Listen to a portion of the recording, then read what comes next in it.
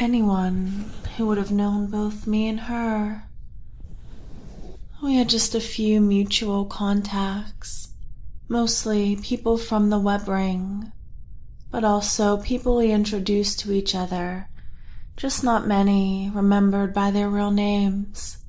Actually, none, it turns out. But I recalled one friend who went by the handle Rapscallion42. He was an odd guy, into hacking and anarchy.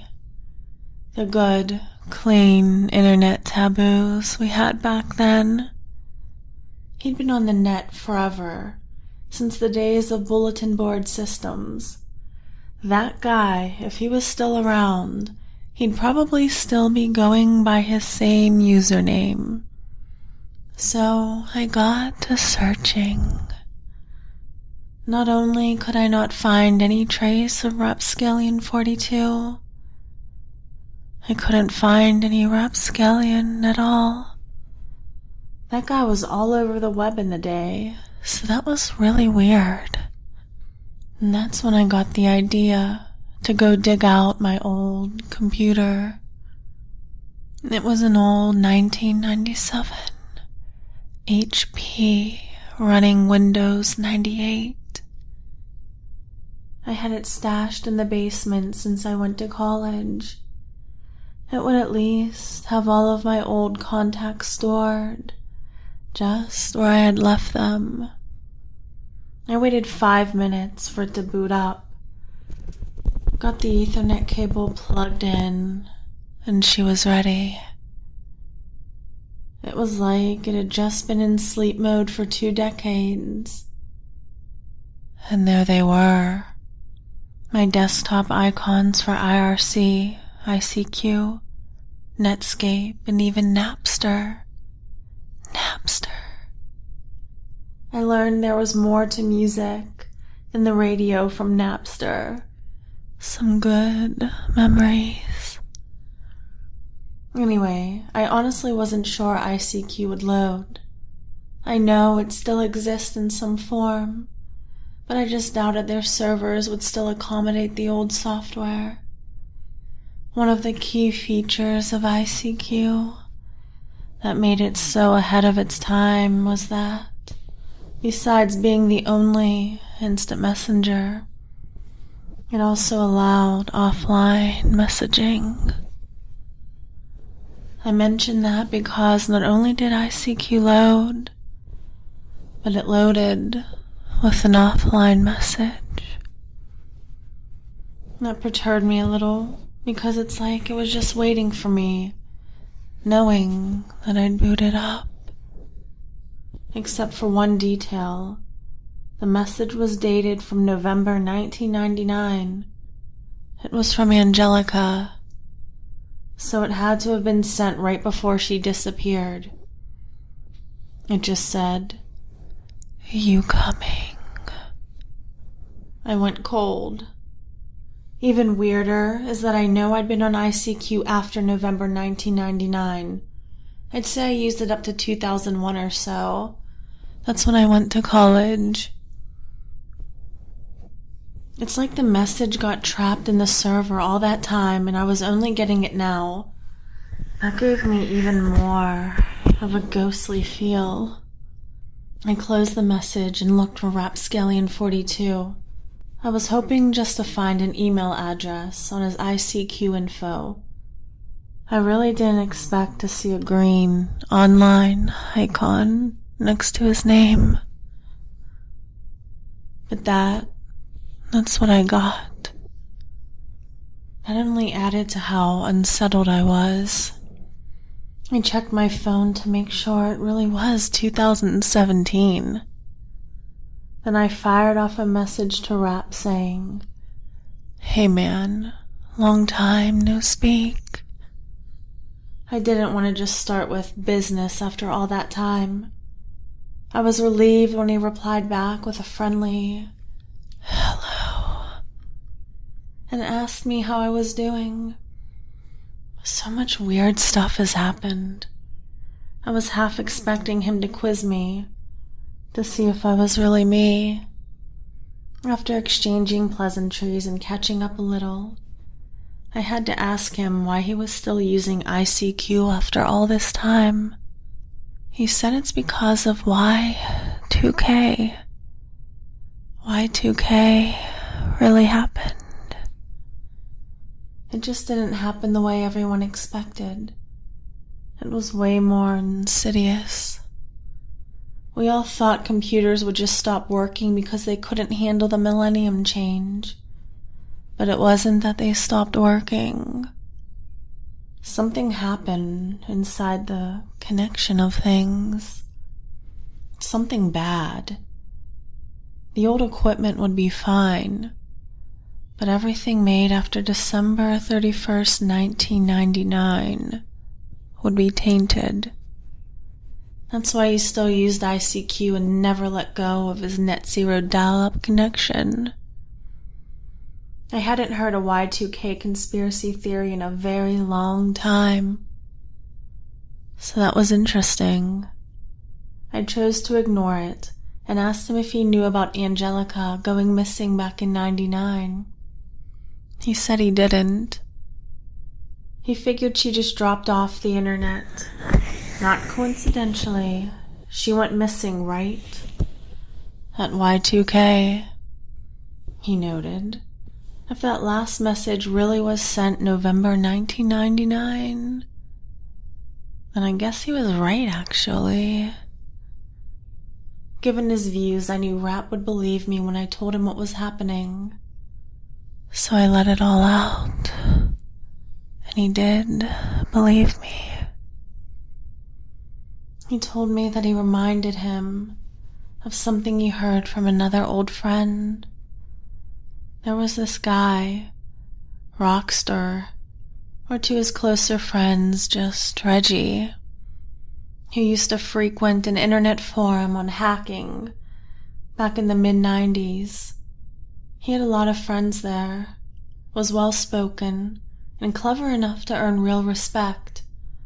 Over time, as it happens, he just drifted away from the forums. His posts became less frequent as other aspects of life preoccupied him, and soon enough, he was gone. You were pretty anonymous on the forum for obvious reasons, so no one kept in contact with him. The forum's still there, nowhere near what it used to be. But the regulars are dedicated. A few months ago, after 20 years' absence, Reggie suddenly shows up on the forum again. His posts are polite, controversial, but just off somehow. Like someone feigning familiarity. He's just trying so hard. He's asking them all how they're doing, calling them all, at least the old schoolers, by their first names. It's weird, but they're happy he's alive and well, so they reply to him and bring him up to date. Then, without acknowledging anything they say, he starts making post after post about how his life was revolutionized. He found a whole new frontier of hacking.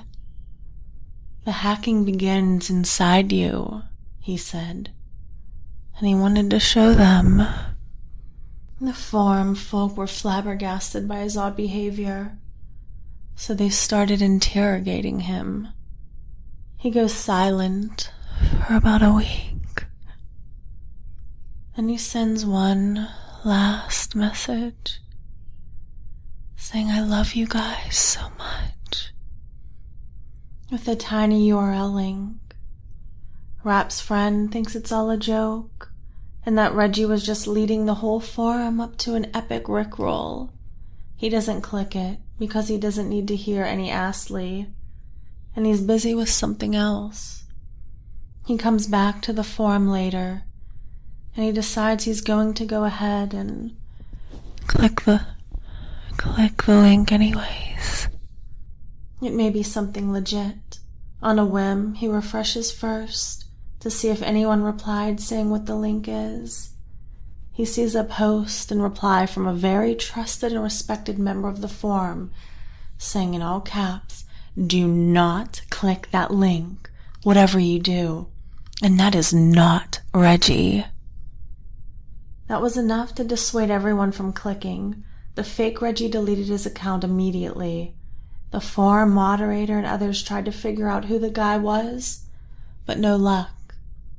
The guy who made the all caps post explained after that he tried to safe browse the link with an old Linux box, and whatever was in there wrecked it.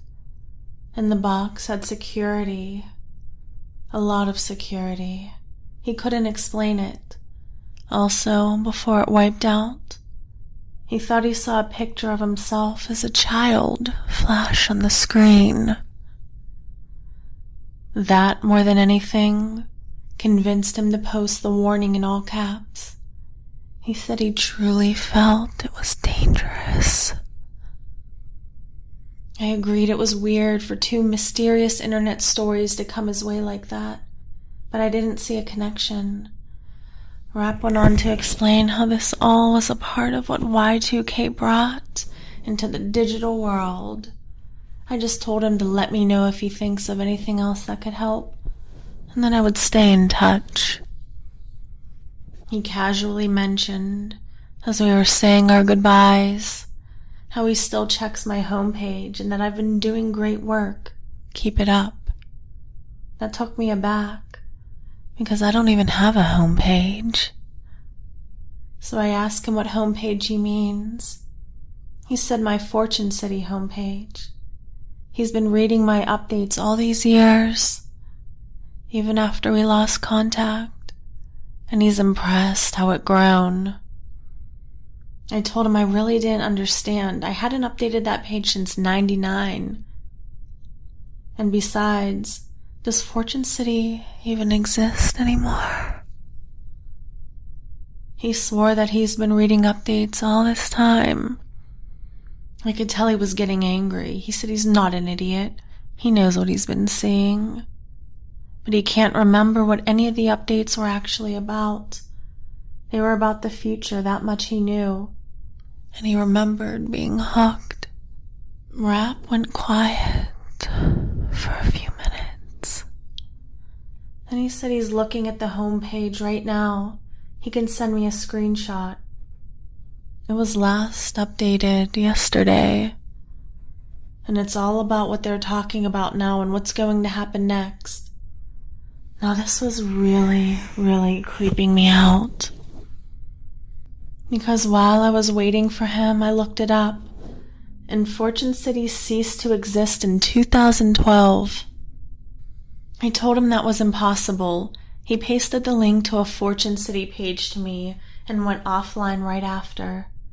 The link just redirected to a Dotster.com.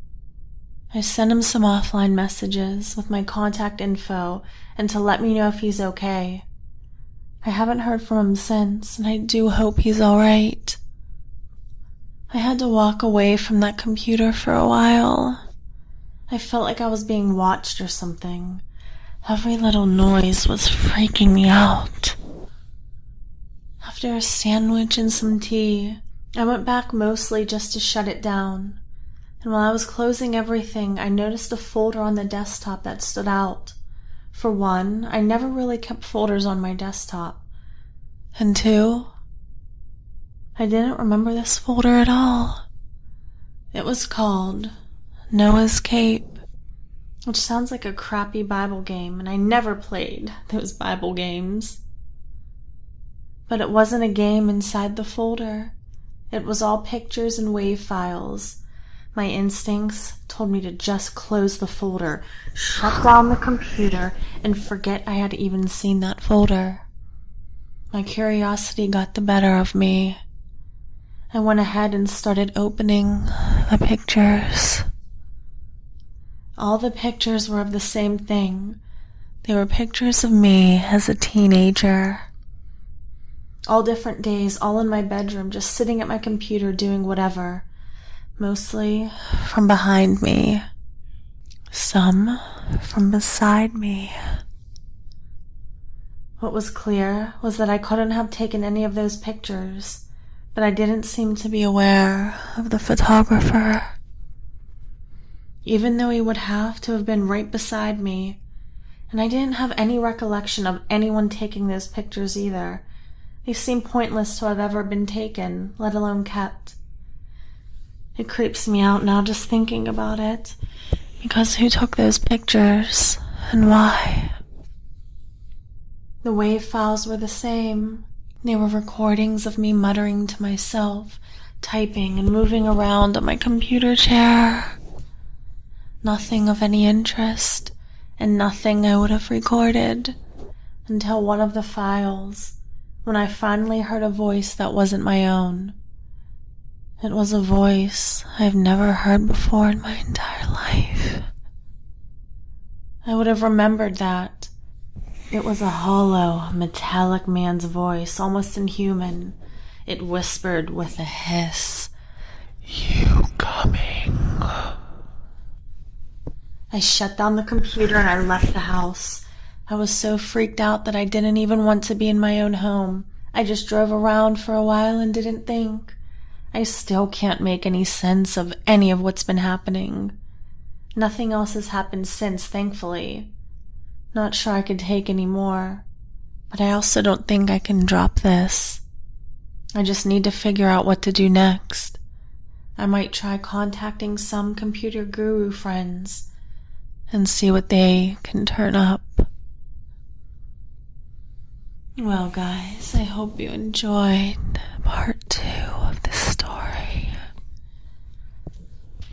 If you can handle hearing part 3, I want you to leave a comment down below, letting me know that you would love to hear part 3 of this chilling tale, because I promise you, things are going to get even more creepy.